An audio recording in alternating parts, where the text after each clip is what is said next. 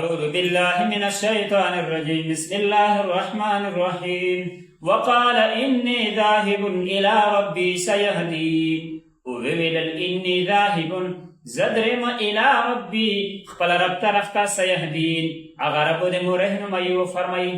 قدرمند دی په دې آیات ابراهیم علیه السلام د خپل قوم نه د مایوسۍ ولا حالات بیانوي چې کله سیدنا ابراهیم علیه السلام په خپل قوم باندې انتهایی زیات محنت وکړ، شپاریز یې د الله جل جلاله د پوره یوه کړله.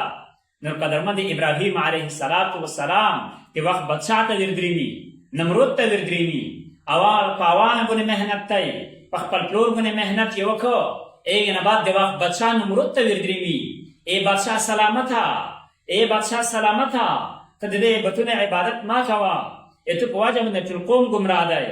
که ته چېرې له یار تصدیق شولې، تو هدایت قبول کړو، د ټول قوم تو الله پاک هدایت ورکړو، د ټول قوم تو اتباع وکړو.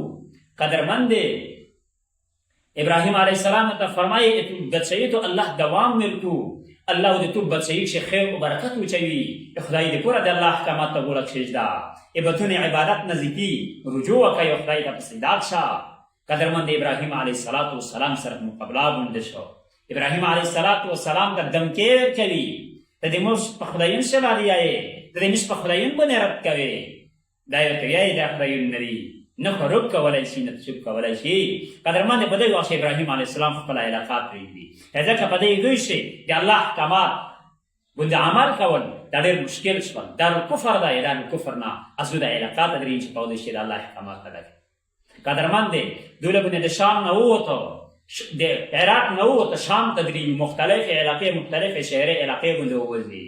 قدرمند بي بي ساره ورسره دو، لوط علیه السلام ورسره دی، دا درې کسان دي.